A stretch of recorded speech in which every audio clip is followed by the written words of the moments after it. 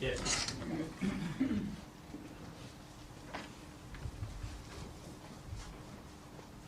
That was a lot of stuff. Good job. I have to, I guess, work my way back.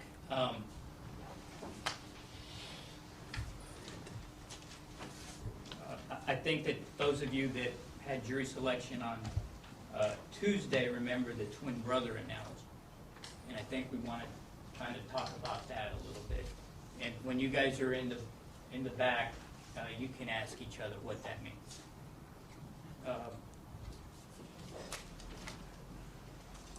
Why did we introduce this rape story?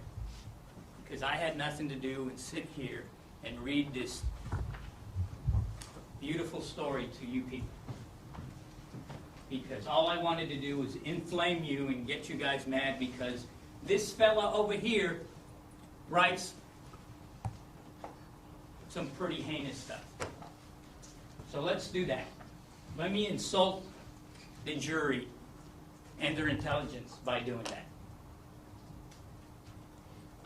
First, it's a well-accepted legal theory to introduce evidence, especially in circumstantial cases, that will help a jury in making decisions.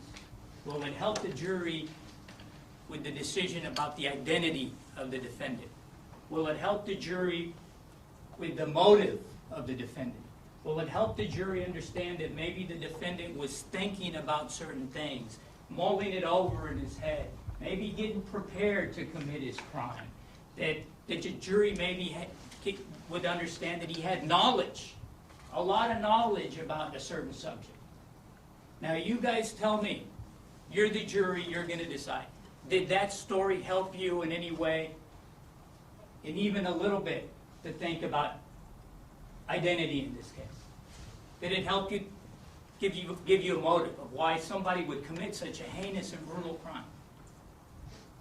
Did it help you show that maybe this person was thinking about it for a while, getting ready to do it? That it wasn't a spur-of-the-moment thing? That it's a preoccupation of his? That it's a fascination of his? That it's something that's in his life? Did that do that for you? Yeah, there was some pretty bad stuff on there. I didn't write it. I didn't kill anybody. I had to bring it here. He made me do it. He did.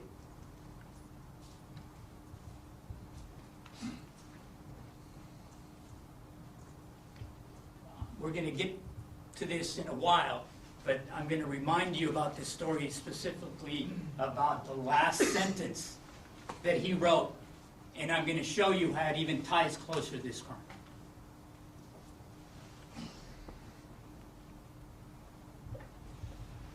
Let's talk about this twin brother, Mr. Boone. Okay? Was it Mr. Boone's hammer that was found at the crime scene? Was it Mr. Boone's glasses, and we'll talk about that were found at the crime scene? Was Mr. Boone found with the dead girl's property? Was Mr. Boone burning her boots and her homework? Did Mr. Boone have this unique backpack, lose it, and then magically find it again at this dumpster? The exact same backpack. Was that Mr. Boone? Or was that Meechaiel Criner? Did Mr. Boone have this hammer at the UT storage room? And oh my goodness, it magically appears at the crime scene, next to the glasses. Or was that Meechaiel Criner's stuff? So when the defense attorney told you all of these things, what he didn't want you to look at was all the corroboration, how it's all linked together. But see, in a circumstantial case, you have to do that. That's why all of this stuff fits together. You can't just take it apart in little pieces. You got to look at the whole picture. And that's what we're going to do.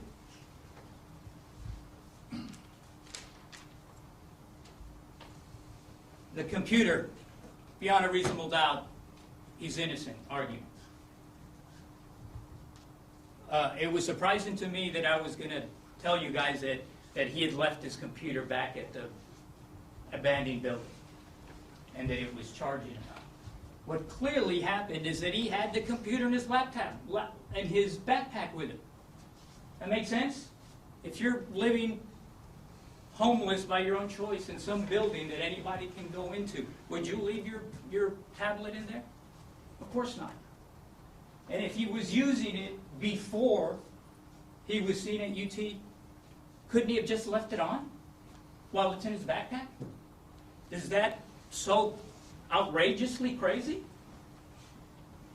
Nobody here said that the backpack turned on the tablet. I think the common sense thing is that he put it in his backpack and it was on. And the operating system is on, because that's what's on when your computer's on. It's always doing stuff inside of it. And when you're jostling, which is, I guess, very hard for Mr. Payan to believe is possible, get on a bike, put on a backpack, and take a ride around anywhere you want. And I think you're going to be shocked to find out that things in your backpack are jostling. They're moving up and down. They're banging into each other. And if you happen to have a tablet back there, okay, either apart from its keyboard or with the keyboard, and it's jostling against stuff, it's probably going to start turning on and off the computer. Okay, I mean, sometimes it happens to me with my phone in the pocket. It starts, it even calls people sometimes, for Christ's sake. The tablet is a touch screen. So if it's a touch screen, all it has to do is bounce against something. And that's going to take it out of sleep and make the computer start whirling and doing stuff in it. Okay? And then we got all this stuff that we saw that the computer is, it's not turning on, okay? Don't be confused. That's not what it's saying. It's the operating system that's engaging and re-engaging and whatnot. The biggest issue to me is if any of this was true, that he was using that computer. I went through this with Mr. Fuentes. Where's the data? Where's one thing that he can show you that this person was doing while he was operating his computer? Did he show you one page, one piece of evidence, one thing that said, look, well, at 9:17 he was on the internet. Well, at 9:30 he was on a Word document. Well, over 10 o'clock he was rebooting or something. There's no evidence of that. That doesn't make sense. That's what I was talking to you. They want you to believe that this young man was on his computer doing this every so often. Because that's all the proof there is. Where's the proof of what he was doing on the computer? Where is it? Why didn't he bring it to you? Why didn't he explain that to you? Why are all those numbers that, by the way, he didn't introduce into evidence, why aren't they showing more than every couple of minutes? Oh, the operating system is on. Oh, the operating system is on. Oh, the operating system is on. And why was it happening, some of them, like a minute apart? What is he doing? Getting on, punching, leaving. Punching, leaving. What is going on with him? That's what they want you to believe. It's called a rabbit hole. It's an old trick. Don't fall for it. You can ask for Manny Fuentes' testimony, and you want to ask about that very moment that he's telling you is the key of this case, the 9:17.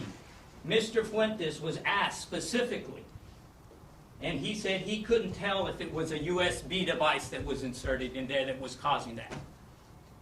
He said something was going on, but I can't tell you for sure it's a USB device. Okay? It could have been another one of these events that I'm talking about. It could have been the tablet engaging and disengaging. And I'm not talking about, oh my God, it has to be opened or not, but it's really quite simple. If I snap my tablet together, but I don't snap it in all the way, okay? It's just kind of 3/4 because I was in a hurry or whatever, then it's just. It's not magic. It's not a big deal. It's kind of common sense. Okay, I'm not saying that, oh my God, we can't open, look how far. All it is to put it together, and the prongs are not fully snapped down. I didn't snap the prongs on for whatever reason.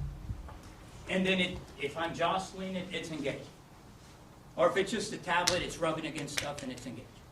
That's what we're talking about. But at the end of the day, where is the evidence that something was being done with the computer? Where is it? Where's the internet activity? Where's the Word document? Where's the email? Where's the video? Where is it? It doesn't exist because the computer was not being used.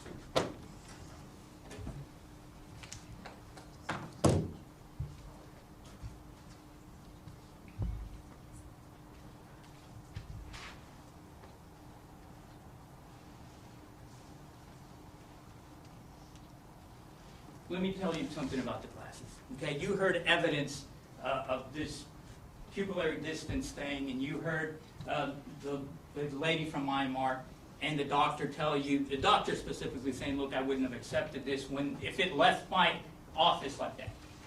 If it left my office, I wouldn't allow that to happen. Okay? And the way the testimony was crafted, or the argument is being crafted, is we have to assume. They want you to assume that those glasses came out of IMART with this problem with the pupillary distance. They want you to believe that because it fits their don't look at the facts situation. The last thing that the doctor told you, the last thing was that wear and tear, that weather, heat, could cause the pupillary distance, could impact it, could cause these problems. As for the reback, that's the last thing the doctor said. There was no cross-examination after that. Okay? These were out on a creek for days, out in the sun. They were involved in some violent incident where they smashed around. This homeless fella had him. What was he doing once he got to Austin? He didn't have a choice. Those are his only glasses. Did he bend them? Did he stick them in his backpack under all his stuff? And did they bend in that way? All of that could have caused those issues with the pupillary distance. They're not even anymore. Look at that. This is Mr. Payan's point during testimony, but he didn't mention it to you during summation. Okay? What the doctor told you. Okay? And the issue with the millimeters, it's really the total is the total from pupil to pupil is 12 millimeters. Okay? Take this back there and you'll see that it's basically just over a centimeter. That's the distance. It impacted the pupillary, the distance on the pupils. But that's over two of them. So if we're talking about one lens, it's half of that. It's 6 millimeters. 6 millimeters moved on each side.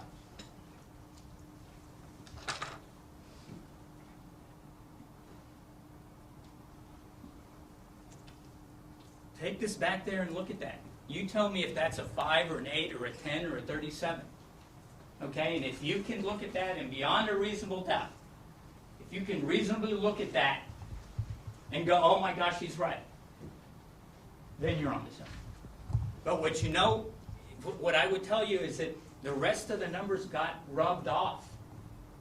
Okay? So numbers are getting rubbed. Paint is being rubbed back and forth. Okay?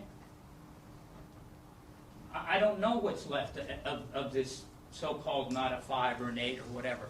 I can tell you that if the numbers got rubbed off, it stands to reason that the paint was moving back and forth, that it got shifted. So right now, I can't tell you what that number is. I can't.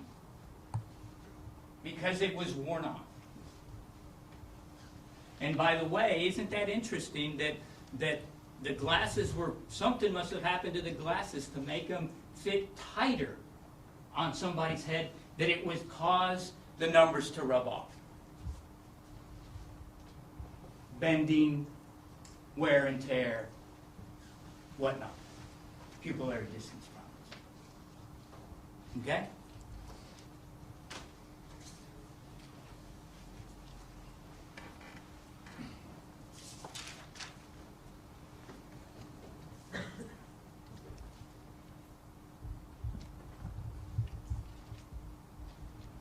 I guess we're at the trash can now at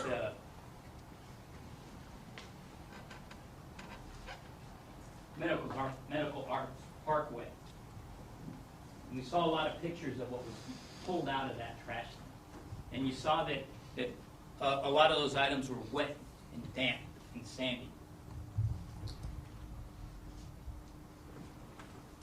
The one thing that I didn't see a picture of, the one thing that I didn't see the defense yell at you about, the one thing that he didn't stand here and show you was a picture of that orange bandana.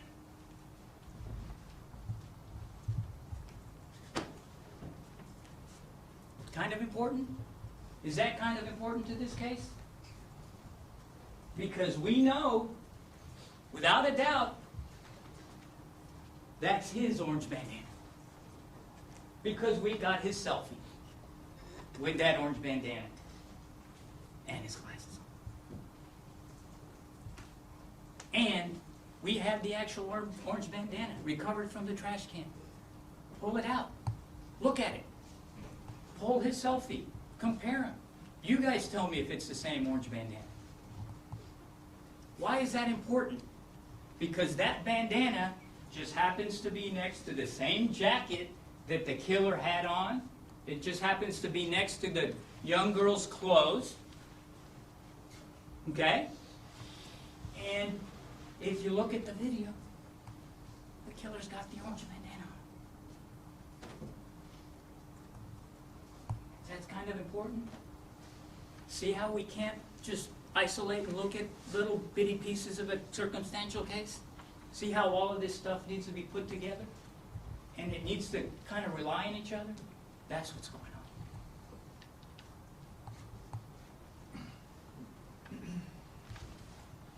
The boxers are Haruka-Wisers. You guys look at that picture, you pull it up. Please, be my guest. That picture those aren't even boxers, I submit to you. You look at it. In any event, they sure aren't the same pattern as the ones that were pulled out of that trash can. And what I mean is that they really do match the ones that Mr. Criner had with him at LifeWorks. They're exactly the same. They're the same thing. They're the same size, and they're the same plaid pattern. Okay? And by the way, they were all wet, so I probably couldn't get any DNA off them. And he knows that. Okay? They're not Haruka-Wisers. Look at it. And you know why they're not Haruka-Wisers? Because that pair of shorts are in her room. And the boxers we're talking about are with the trash can with Mr. Criner. They can't be at the same place at the same time.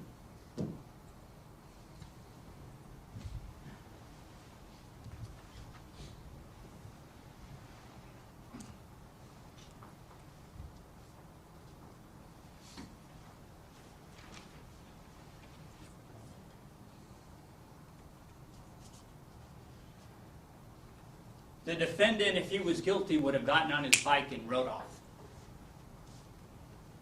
Okay.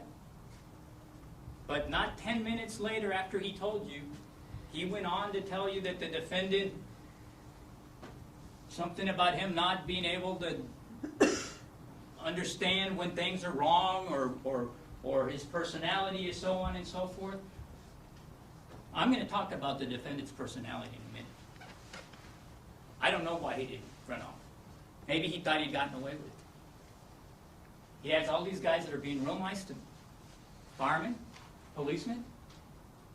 And if they were on to me doing something, why are they being so nice to me? And now they're offering me something kind of nice. They're going to take me to the shelter. Why should I be scared? What do I got to lose? You saw his personality. Is he the guy that gets scared easily? Hmm?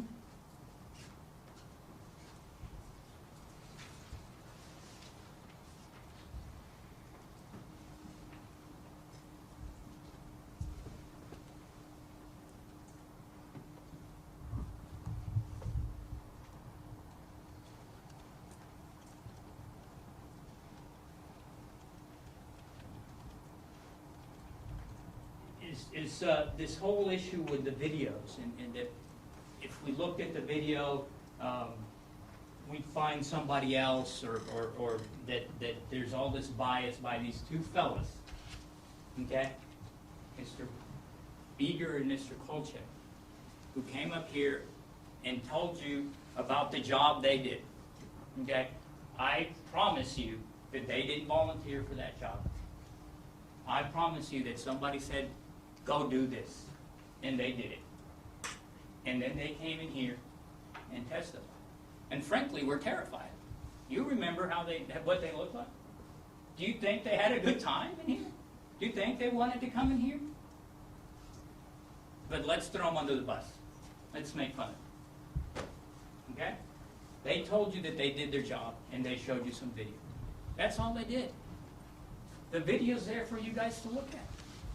What they saw or their interpretation really doesn't matter. It's whatever you guys see. That's why we introduced the 12 or 18 videos. That's why you'll see files and files of cameras and video. Okay? Because if there were ever an issue about it, we can go, well, here, you find it. You find it. Show me a camera where he's on it then. Because they have that video. They've had it for ages. They could have gone through every single one of those cameras, which they should have, so that they could stand up here and go, wait, look over here. Here's somebody else with a woman's bike. Or here, over here, here's a guy with the same backpack. Or look, over here, here's the guy with the same jacket. Or better yet, here's the guy with the same jacket, the same backpack, the same bandana, the same bike. Did you see that? Did they show you that? Or did they just come in here and go, look, I got you. I got a rabbit hole for you. Let's go on. Let's go down. Okay? You guys saw the video. You remember the pizza girl video? Remember when he was following the girl with the pizza box? And it went from camera to camera to camera? Could you not ID it? Was it not the same guy? Could you not see the patches on the jacket? Could you not see the bandana? Did you not see him walk and then come back going from camera to camera? That's what they were doing. It's not magic. It's not sorcery. They were identifying known things that started from the CLA video where they saw the guy on this bike where you can clearly see the type of bike it is. You can clearly see the guy's jacket, the black two-tone jacket with the white patches. Okay, the bandana, and glasses. You guys saw it. It's on video. You can look at it again if you want to. Let's look at the video so we can see what they were.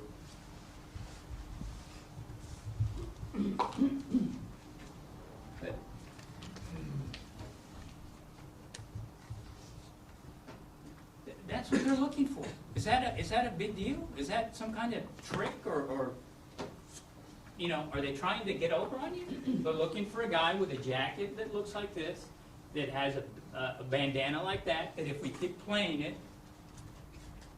has got a backpack that looks like this, and has got glasses. That's all they're doing. Now, when he's away from the bike, you don't look for a guy with that bike. Does that make sense? It's pretty simple. I don't know, maybe.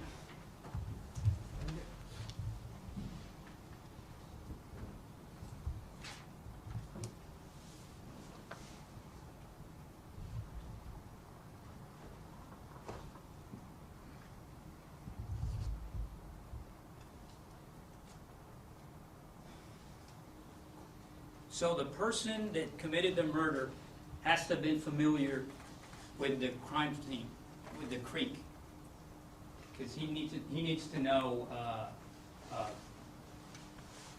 That's a good one. I like that. Before I lose it, and we'll talk about it more. See this little dot right there on that backpack? I'm going to show it to you again on the real one. The guy in the creek, he had to know that place because it was dark and you know, how would he know where to take her and whatnot? Who was living across from the creek? Who was living across from the creek? Squatting in the UT storage room in the southwest corner of this football stadium, which is across the street from the Alumni Center, which has a creek running behind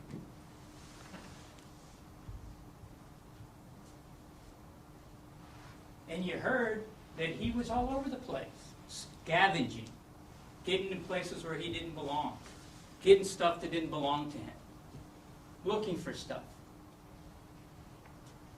Is it not common sense that, oh my gosh, 1 block away there's a creek and I'm going to walk down that way and take a look at it? Who's familiar with that area? Mr. Criner.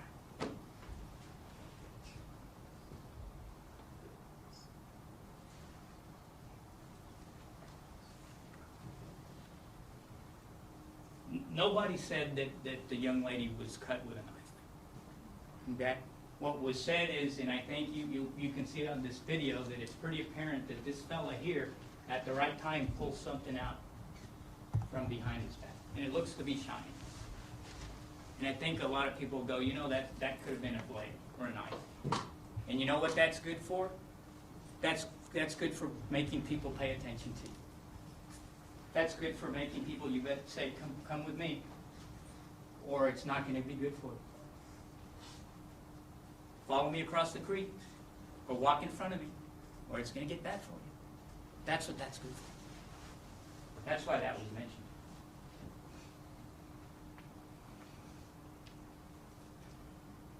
The underwear that's thrown up on the rocks, the t-shirt. This is an evidence. It's called a stipulation. It's an agreement that's signed by all the parties. It's done kind of to save time. Okay? Agreed stipulation. Comes now the state of Texas and defendant in the above numbered and styled cause with his attorney of record and in writing and in open court enters the following facts of stipulation into evidence. Evidence collected from the crime scene behind the UT Alumni Center as well as from the body of Haruka Weiser was tested for DNA. Nothing of evidentiary value was found as a result of the analysis. I wish I had DNA to give you. That would have been a lot easier. Was out there a long time, was out there, did it deteriorate? Did the person that did this take care not to leave DNA? Nobody's trying to get over on you. Nobody's trying to drop the ball on you. Okay?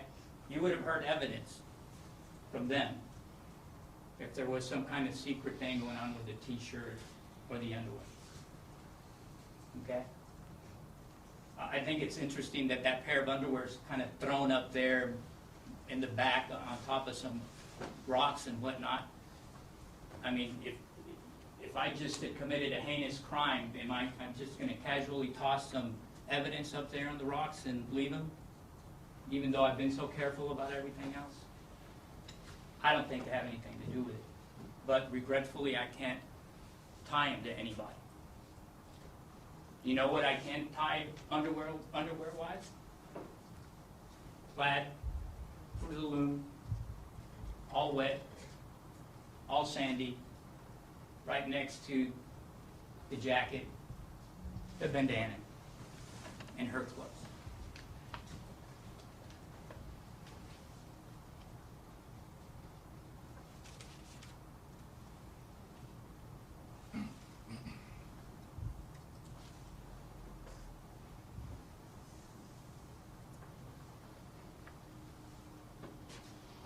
I do agree with something that he told you, and I was a little perplexed as to why he thought I wouldn't. He tells you that he thinks the killer forced her down this path at the beginning of the path, of the man-made path, and forced her into the creek down that way because it was more even with the path, and frankly was the path of least resistance. I agree with him. I think that he caught her off the pedestrian bridge. He did something to her to make her go with him. Was it a knife? Did he punch her in the face and make her nose start bleeding? I don't know. Dr. Crown said that that the injuries that you saw were equally consistent with somebody striking her in the face at one point. I think that he took her down the creek. Was she bleeding? Drop, drop, drop, short. Then there's her sock. Okay, her clothes had to come off at some point. Is that a place where that happened? Did he force her down on her back? Did he cause those bad bruises that you saw on the back of her, forcing her down on the ground? Made her take her clothes off? And proceeded with what he did? I don't know what happened at the crime scene. I don't have to prove that to you. But you can see how we can all speculate about this now. Okay? And the big deal here, apparently, is that Meechaiel Criner, 6-foot Meechaiel Criner, who's strong enough to walk away from Texarkana, Texas, and walk to Houston, who's strong enough to walk away from Killeen, Texas, and walk to Georgetown, couldn't possibly have picked up 125 pounds and placed it behind those boulders. Did he not have enough time? Is that what we're talking about? Because I'm pretty sure he was off camera for well over an hour. Okay? It's only a distance of 10 or so many feet. Didn't have to drag her. Could have picked her up. Could have pushed her over the rock. I don't know. But it's kind of silly to say, well, he couldn't have done it. Look at this picture of him. He's got thin arms and whatnot. Really? That's not a reasonable doubt. That's his twin brother. I think that what makes more sense, and I agree with him on another matter, is that whole Pharaoh video that we're talking about, that the officers and the cops used to make this video diagram, did show how dark it was out there. Okay? And I think that when you are looking at this, you can see how dark it is. Okay? But as you're looking south, down the creek, there's this beacon of light that's out there. Okay? There's a beacon of light.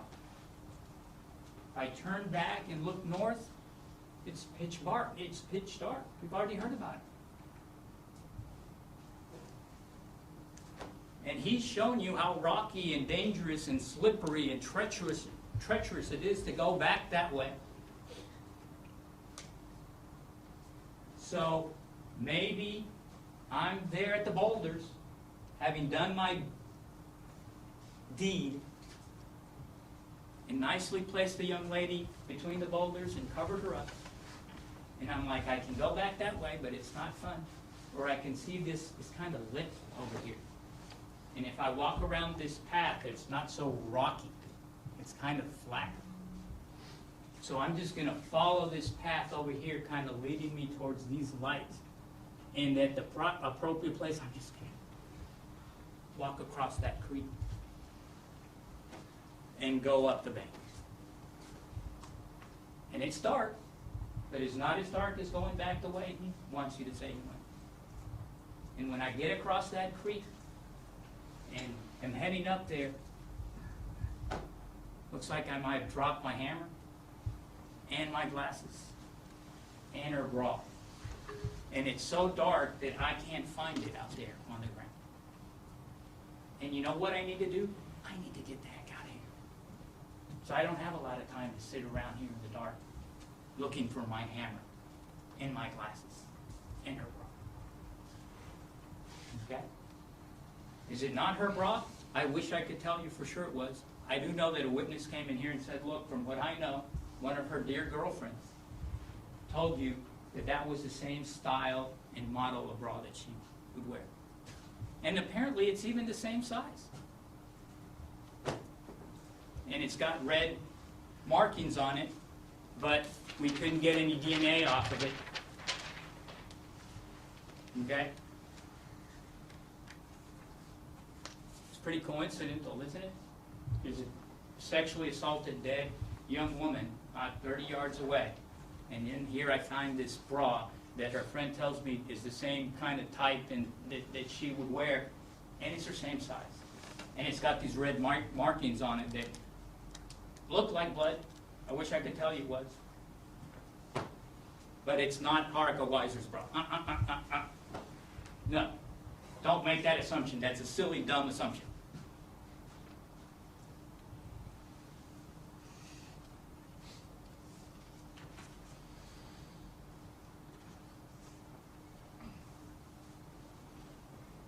All of this stuff, again, it all has to be looked at together in context. It all leans and supports each other. Okay, if you don't look at it together, then you can start making issues and problems and complaints. I urge you to look at it together. Think about all of this stuff. That was a lot to talk about.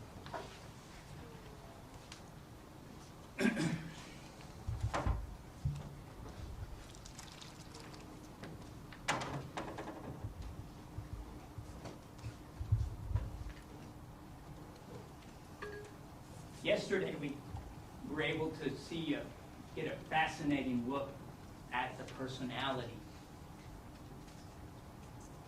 of this man over here. And what I saw was manipulation, narcissism, and deception.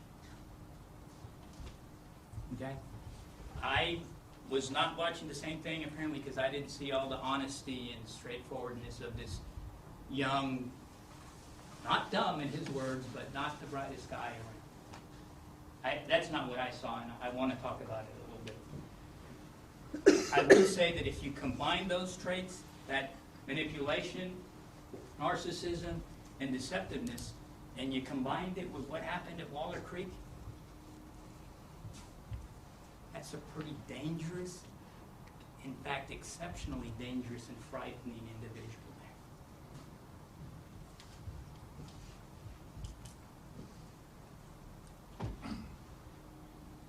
Manipulation.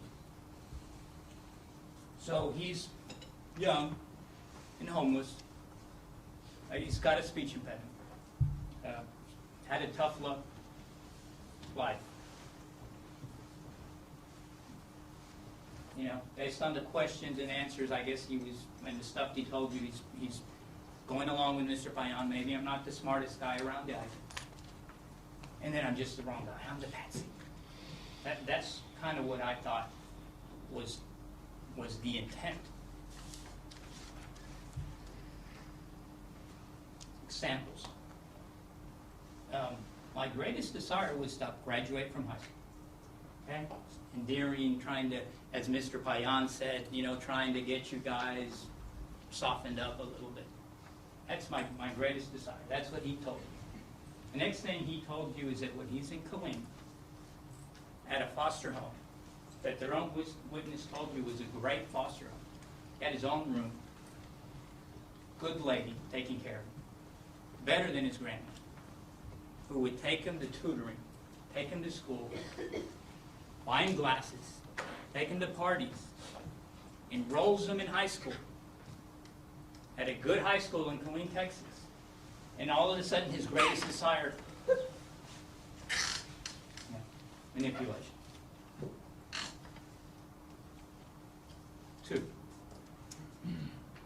Why did you leave when you were 17? Why did you leave Texarkana and Grandma's house?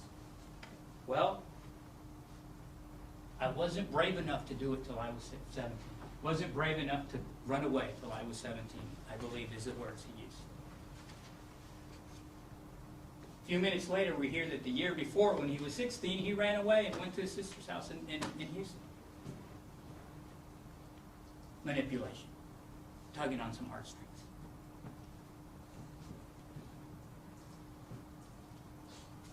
He runs away, comes to Austin because he did some research and found out that it's one of the cheapest places to live. Okay? Why didn't he go to Houston? He has a sister that loves him there. It's not being truthful. Okay? Manipulation, deceitfulness.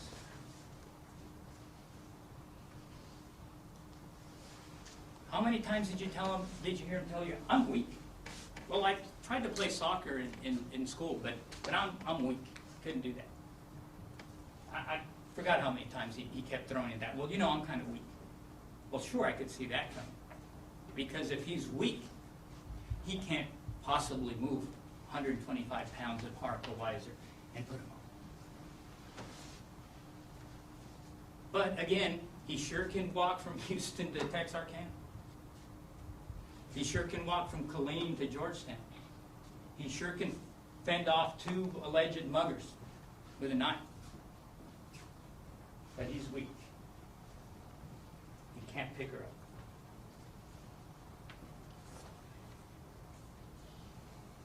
I thought this was kind of neat too. He told you that he was at that storage room at UT for 2 or 3 days or what. And it took him 2 days or 3 days to realize that he was on a university campus. I'm not that smart, kind of a little bit. So here I am, and I didn't realize that I was at the University of Texas campus until one day I turned on my phone and got the Wi-Fi and it says, oh, it says UT.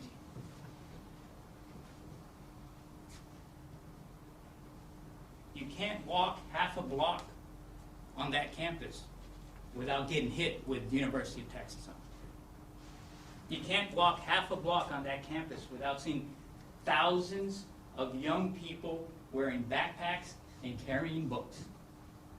And why would I think that's a store or the city center? And you didn't even have to go half a block. I'm in the University of Texas football stadium. Nationally known. Longhorns all over the place. Longhorns, Texas, Orange. And it took him 2 days for him to figure out that he was at the University of Texas? What was the point of him telling you that? That little story. That's why I'm bringing it up, because I'm like, why bother telling you that? I'm trying to just lower the bar for myself a little bit. I'm just not smart enough because I can be on a university campus for 2 days and not realize it. Okay, stick that in your pocket. Oh, by the way, remember when I asked him if he'd ever been to another university and he told you that he got driven to San Marcos and was shown around the university in San Marcos? I guess it didn't register. So that's all I'm saying. It's manipulation and it's deceptiveness. It's a plan. Okay, this is a scheme that he's put together. Okay, and I submit to you that he's been doing this his whole life. He knows how to do this. He's got a speech impediment. Okay? He knows that if he plays that, he acts nice and polite, that a lot of people are going to feel bad for him. And they're going to do stuff for him. And we saw that here. Okay? He's a little bit manipulative. I don't blame him if that's all he did. The problem is that he's a lot worse than that. He got a Georgetown police officer to drive him all the way into downtown Austin. He got some Austin firemen to feel bad enough for him to talk the cops out of pressing charges on him, setting them up with a shelter. And then he got a cop to drive him to the shelter. He's practiced at this. That's what he does. That's how he relates to people. So when you're evaluating his testimony, I'm going to urge you to take that into account. He's been doing this for years. He's in jail. He calls his sister. They're talking. His sister point blank asked him, they say you had that girl's computer in your locker. Okay, is that ambiguous? Is that an ambiguous question? They say you had that girl's computer in your locker. Answer? No. And when I asked him about it, his response was something, well, you know, how did I know it was her computer? And you know, I found it. Frankly, I didn't even understand the answer. Okay, but if you're in his situation, you're in jail, charged with capital murder. You've already talked to the detectives, because we heard that he talked to Detective Anthony Nelson about this case. Okay? Even his sister, who I suppose was in Houston, which he calls, knows about the computer and his laptop. And his best answer is no. Not, I found it at the dumpster with a bunch of other bags and a bike. And oh my gosh, what is going on? You need to help me. I don't know whose computer it is. I did have a computer in there. I'm not sure. It could be hers. Maybe it's not. It's not mine. But no. No. Manipulation, deception. And I submit to you evidence of recently crafting a better story so that I can tell it to you guys, if I'm him.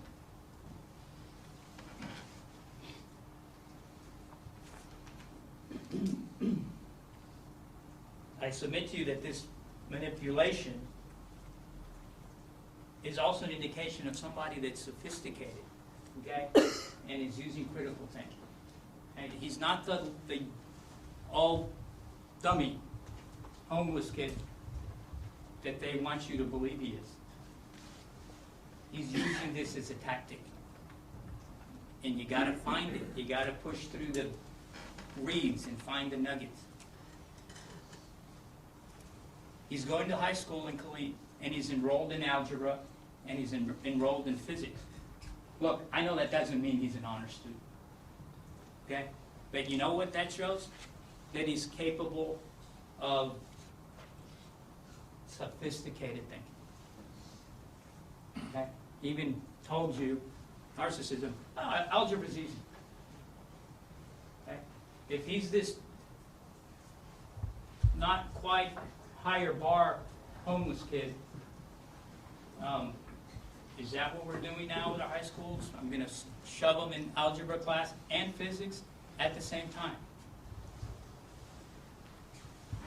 What I thought was real interesting, though, was the question about his STAR test. Okay?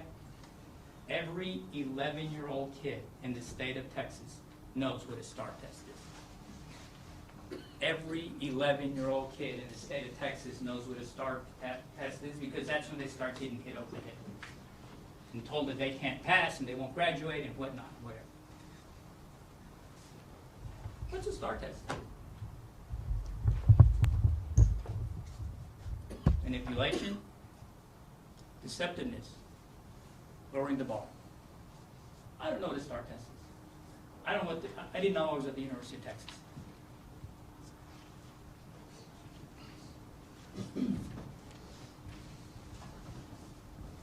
You know that he's been here since jury selection. He's heard us talk to the jury panels. He's heard us discuss issues. He's seen every bit of evidence. Yeah.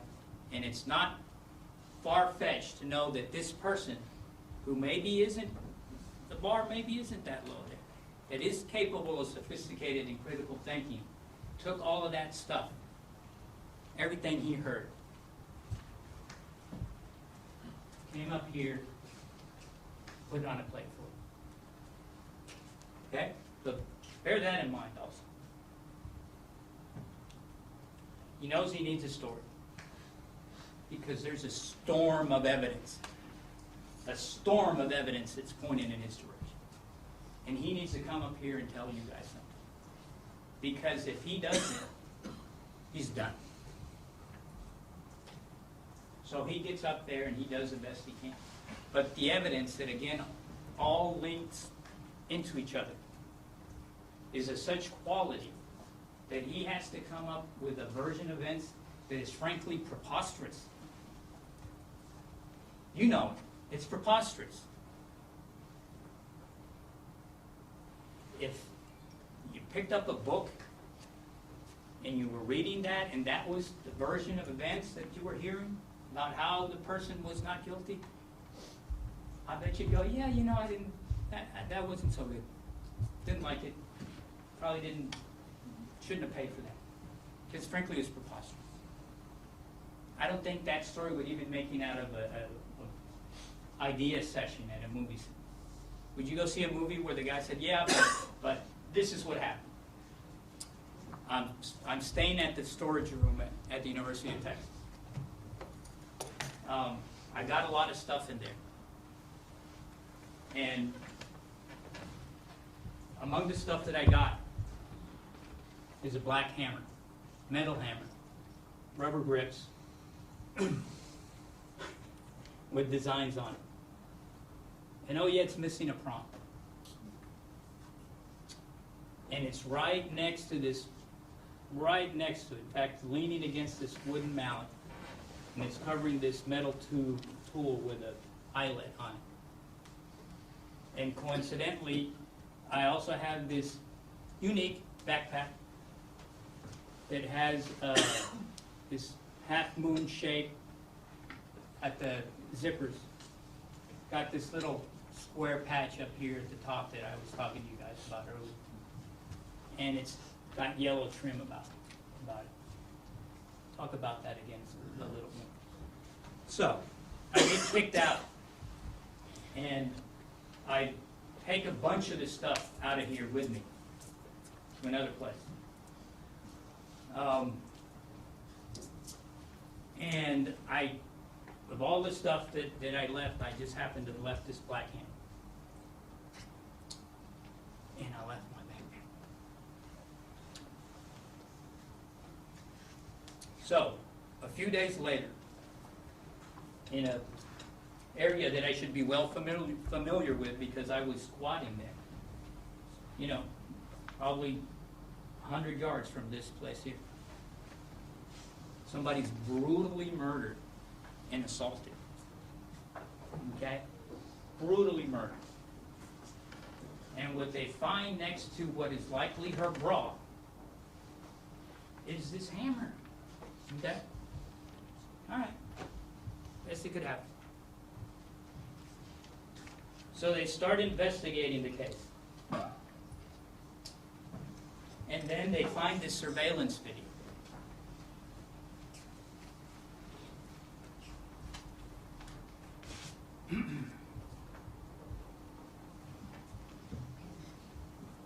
Start from the beginning,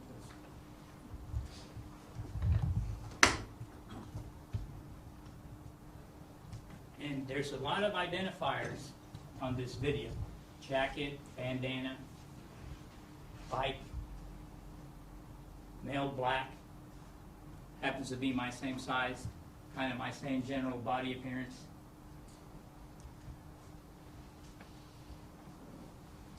Up, go back, please. And there. See that? Here's the half moon. Right? See that little rectangle that just flashed up there? Here's the backpack. Well, let's see a photo. See that? See that rectangular pattern? Is that a unique kind of backpack? Okay, let's play the video some. So apparently the backpack that I left or lost at the storage room then magically appears here on this surveillance video, where this guy has a pretty distinctive bike, and which even the defendant admits must be the bike used by the murderer because he found it at a dumpster with all of the incriminating evidence. So let's just not even bother with that and assume that's the bike, but that's the bike. And the fella's is wearing a jacket, a pretty distinctive jacket. It's two-tone black with shoulder patches.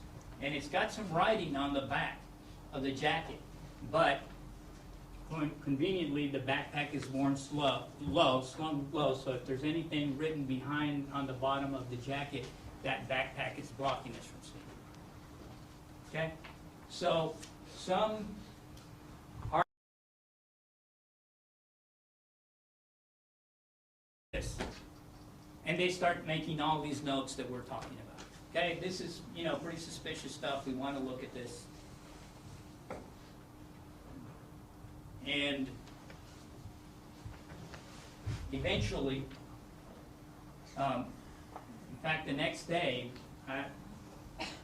8, 9, 10 hours later, Meechaiel Criner is about a half a mile away at Medical Arts Parkway at an abandoned building. And the firemen show up because he's burning something. And the firemen show up and they turn off the fire and they talk to Mr. Criner and, oh, you know what, he's a nice kid. He's got a speech impediment and he's polite. Let's help him out. So they start working on getting his stuff out of the building, and they start looking at a storage unit and whatnot. And they move his bike out. And here's the bike that we see in the video, with the killer with the backpack and the jacket and the bandana. And it's clear if you look at this video, but the whole bike is red, but the forks are not. That's what glistens and jumps out at you. It's got 2 forks. This right here is probably somebody had some kind of a sticker or something, but that's glowing. If you look at the video, you can see that glowing on it. And despite what the UT guy said, I thought it was funny that you can't ever see the kickstand, because if the kickstand was this color on the bike, it would have been glistening somewhere throughout this video. But it never glistens because it's red. Because somebody painted this and customized it red. And then, of course, you know, the final piece that nobody can dispute. Okay. So we find him, the firemen find him with all of this stuff, find him with the dead girl's blue duffel bag, and he's off to LifeWorks. When he's going to LifeWorks, though, among the stuff that he takes with him to go, it's his backpack. Okay? And if you want to, you can ask for the video, the police officer's in-car video, and you can zoom up to the piece where they put all his stuff on the hood, and he's searching through his stuff. And you're going to see Mr. Criner put his magic backpack on the hood of that police car. The magic backpack that was at the UT storage that he lost and magically found again 4 or 5 days later.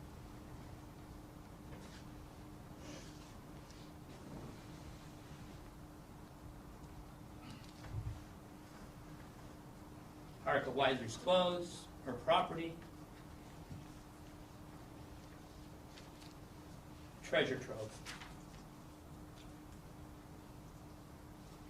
So again, this is still the same story. I mean, you know, I had my backpack, I lost it, I magically found it, coincidentally with all of these items and indicia of a brutal murder.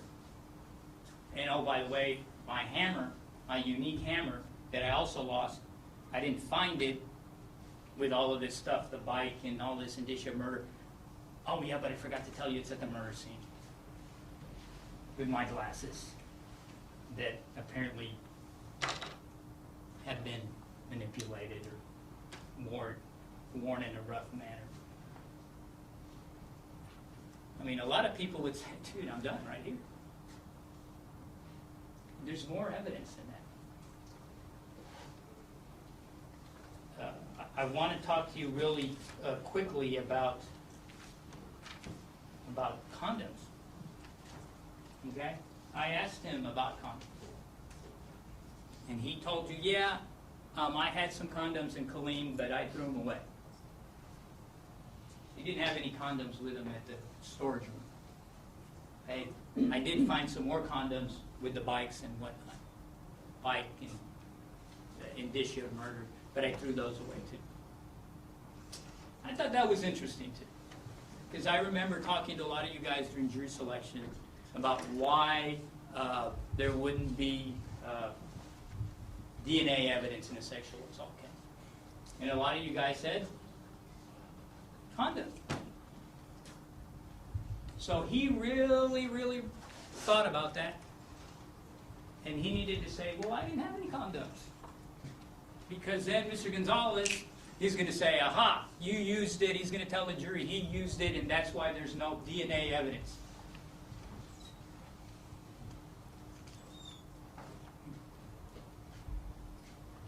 U.T. Sturgeon. Next book, defendant's next book. You know he likes the 3-day-old yogurt. We know what that is. Okay? We know what that is because we have evidence that was introduced. That Detective Times went to that storage room a couple days after the murder, and right outside of it, this is found. Okay? And we know it's the same package, got the same name on it. And on the flip side, it says condom.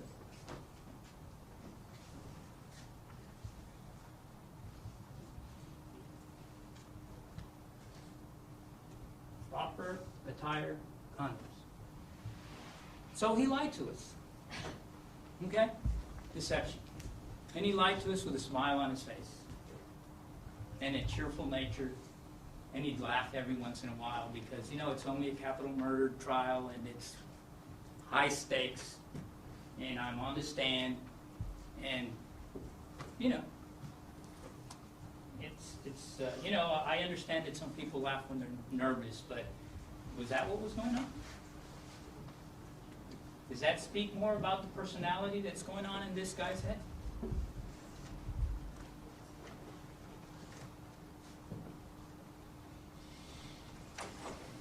Also, by the way, I forgot to tell you that over here where he's squatting and scavenging stuff, he has a collection of ropes and toe straps, nylon toe straps. Okay. Just has a fascination with him, I guess. I do have to tell you that when they found the young lady on Waller Creek, she was brutally murdered. We all know that. She had a toe strap tightly cinched around her neck. Same color, same style as the ones that Mr. Criner collects. And before I forget, I thought it was interesting that when the crime scene analyst from DPS came and there was questions about what she collected and what she'd done with that same backpack, that she said that while she wasn't able to complete her work on it, that she found on that ligature around the young lady's neck threads that were similar to the backpack. You saw her report and she had all kinds of this is the similar and this is not the same and whatever. So it was another shot to kind of distance himself from. All he had to say, well, she could have come and said, look, it's not only not similar, it's dissimilar. But it's similar. Okay? It's just another thing to pitch on the scales. That the threads on the girl's ligature are similar to his backpack. Another reason why he has to get rid of that backpack, right? Magic backpack. When we go back to medical arts, we found out that his affinity for these type of devices, ropes, toe straps, is ongoing. Because he has some there. Okay? And in fact, it's so strong that when the firemen and the cops say, get out of here, cherry pick what you want to take with you. Because it's all, we can't take it all. Make a decision what you want to take with you. And take it with you. What he took was one of those toe straps. Must have been important. And well, he says, well, you never know what a homeless guy may need a toe strap. Tell you. He also has a great affinity for gloves. So many gloves at the University of Texas Storage. If you look at it, there's 4 or 5 pairs all over the place. And when he leaves and goes to Medical Parkway, he makes sure that among the stuff that he takes are gloves. Not 1 pair, not 2 pair, but a good number of gloves. And you know, by itself, if that's all he did is look, well, he left and he took gloves, I can understand that. But remember, all of this fits together. It all leans into each other. And by the way, when they looked at his backpack at LifeWorks, latex gloves in his backpack, where probably that same toe strap was in.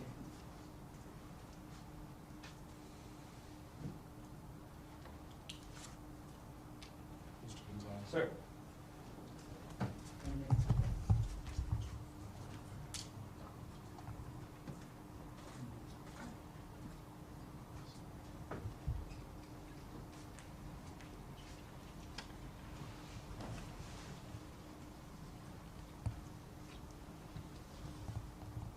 And again, I just have to say it, so this ligature that's found around this poor young lady's neck is about 30 yards from my black hammer and my glasses.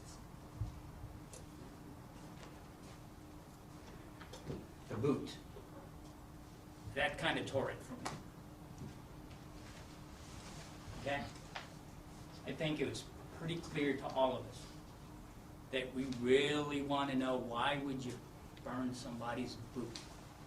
And I know it's cold, and I know you need to start your warming fire, but oh my gosh, you got a bushel of wood there. All the wood you need. Why are you burning the young lady's boot?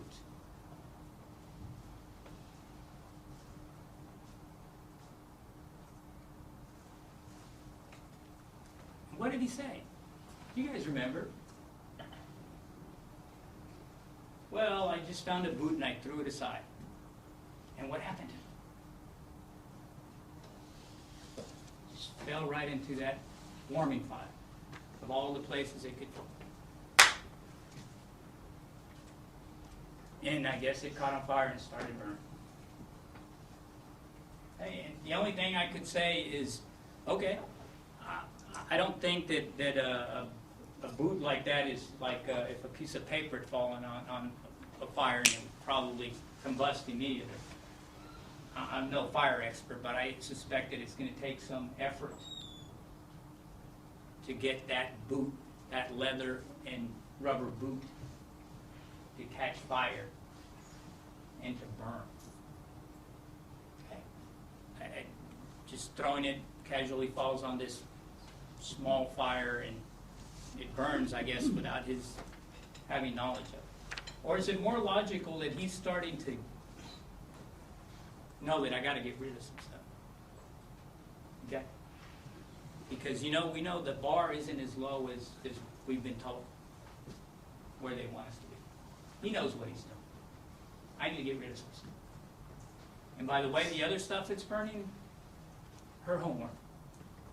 Why am I burning her homework? If you look at all the pictures and all the bags, there's all kinds of stuff to burn. There's bags full of newspaper. But I'm going to burn, coincidentally, her homework and her boot. Although I really didn't mean to burn her boot, it just fell in there when I threw it. Oh yeah, and the cell phone. Well, I did find a cell phone with there, and I figured I'd open it up and try to remove the SIM card because I could maybe use it with some of my other devices. Sophisticated thinking. Okay? And he takes that same mallet, that famous wooden mallet that was with my hammer, and he takes it to that cell phone. And he bashes it open because he's trying to get the SIM card. I'll give him this. He did admit, I burned it. I burned her boots. I burned her homework. I burned her phone. And if the firemen hadn't gotten there, I wonder what else would have been burned.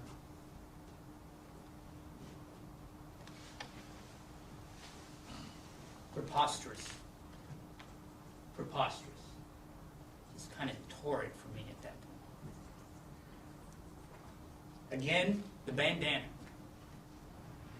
All the stuff that we talked about. All the rabbit holes and trails that we talked about. Bandana was not mentioned one time.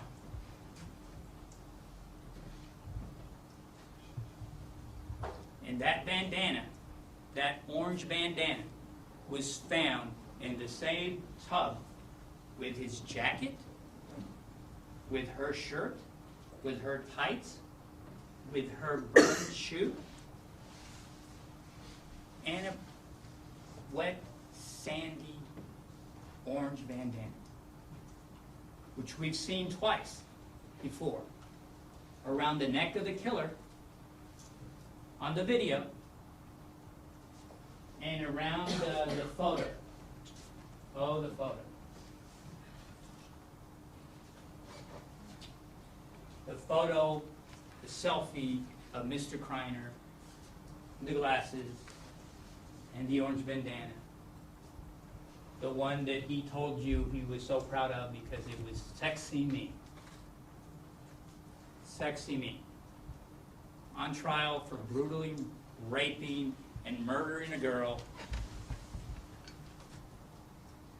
Cross-examination. And let's talk about narcissistic, sexy me. Does that talk to you about his personality? Does that tell you about what's going on in his head? That's the bandana, folks. That's the same bandana worn in the same style that you see on that surveillance video.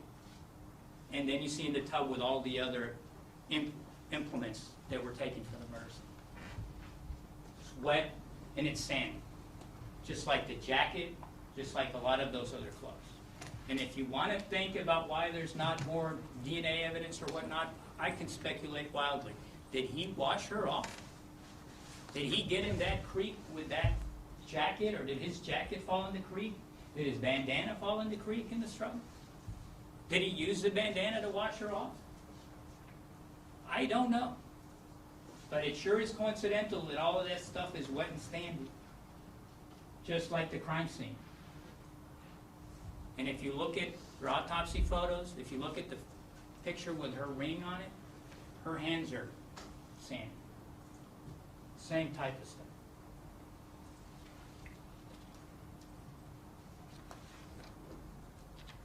Back to the rape story.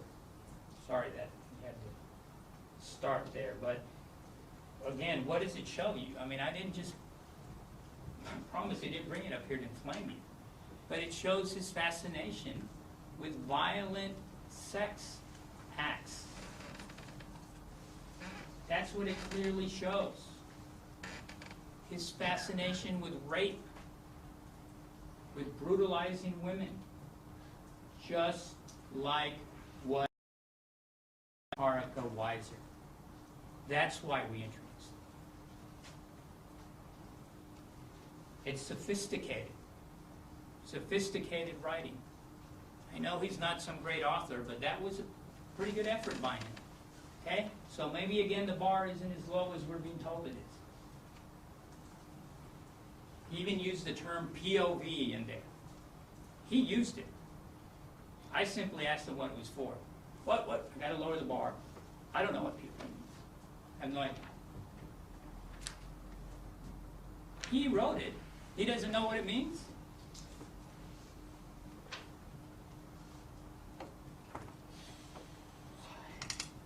I wrote that when I was 12 years old. manipulation, deceitfulness, and movement of the bar, and I'll explain that to you here in a minute. I mean, it's quite concerning that a 12-year-old Meechaiel Criner is writing that that's his product. It's frightening. If we were to believe him and take it on his word, that at 12 years old, he's already 12 years of age, he's capable of doing it. But then you got to think, well, you know, that's 5 years before the murder. And he's run away a number of times and been to this house and that house. He's been to Houston, he's been to Killeen, he's been to Austin. So he wants me to believe that he's been toting that notebook for 5 years, carrying it around with him. And if that's true, well, oh my gosh, how important is that to him? Which is more indication into what's going on in his head. But is it more likely that he knew that I would tell you that that story shows what was going on in his mind just before the murder? So I better say I did that when I'm 12 years old, so he can't say that. And again, that's pretty sophisticated thinking. Okay? It's certainly deception if it's not. He hates violence, we heard over and over again, but this is his work product. Okay? Is that someone who hates violence? The injuries on the young lady, multiple, repeated. Just want to talk to you about her face and head. You heard the doctor tell you that she had 3 to 4 good blows, or her head was struck a hard object, the boulder, 3 or 4 times to cause those injuries. Okay? Why is he doing that? What need is there to do that to her? He's got a strap around her neck. If he wanted to kill her, he would have just killed her at that point. Why is he beating her head? What is the point of beating her head before killing her? The end of his story, the last page, maybe the last few sentences. The woman that was being brutalized in his story says, "Stop, stop," or words to that effect. The more she shouted, "Make me want to fuck her even." Okay? He wrote that at either the age of 12 or a lot more recent to that. But again, that's a snapshot of what's going on in his head. This is a sexual sadist. This is a person who equates sex and violence. And it doesn't bother him. He's used to it. He's been living in his head for years. And we are here now with this final product. That's why I introduced that story. I think that the medical examiner's injuries clearly prove to you that the young lady was killed intentionally. I don't think anybody would argue with that. Not that this is even an issue, but I just want to caution, in abundance of, you saying an abundance of caution, mental health has nothing to do with this. If it did, you would have heard it from the judge in your charge. So please, please, don't do that. Remember, you're supposed to be fair and impartial to both sides. Him and to Harika Weiser. She doesn't deserve that.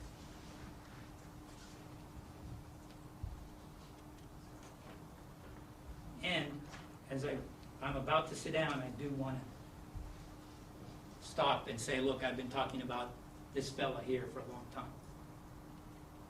And I just want to talk about young Miss Weiser for a few minutes. She was the victim of a brutal attack.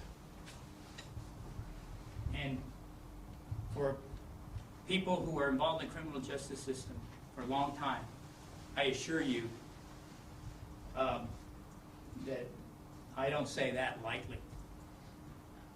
Okay? You guys got to see a pretty brutal situation. So we know about those physical injuries. But I want you to also think about her, what was going on in her, with her at that time emotionally. Okay? I want you to think about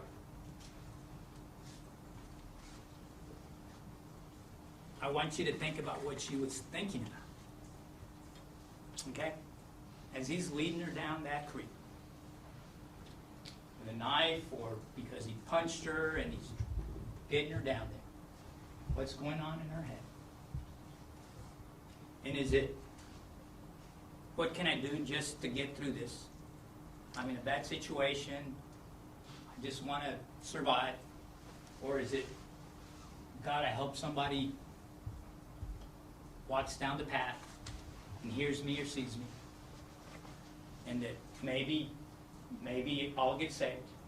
There's always hope.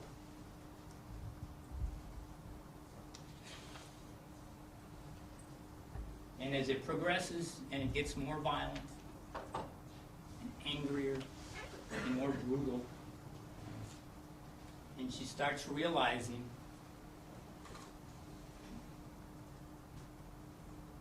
maybe there is no hope. Maybe I'm not going to make it out of this.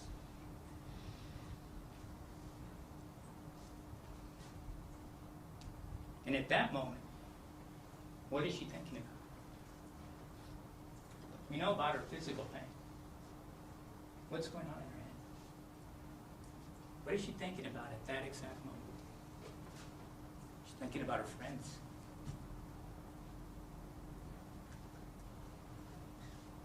Family. Father. Mother. God.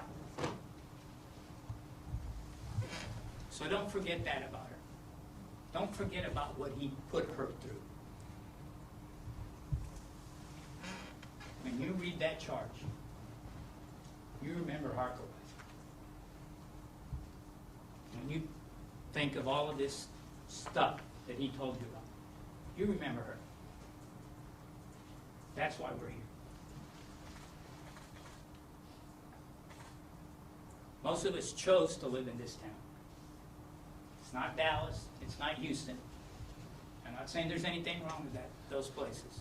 But one of the reasons we live here, because there's good people here. And they tend to care for each other. And we saw that in this trial. From police officers and firemen who took pity on him because they were doing the right thing. It's time to do the right thing for her. I told you that I was going to come up here and ask you to find him guilty. I'm doing that now. Find him guilty of capital murder. Go in the back, elect a foreman. If you need to deliberate, please do that. Read the charge. And you're going to find out that you're convinced beyond a reasonable doubt that he's guilty. Godspeed. Thank you, Mr. Loins.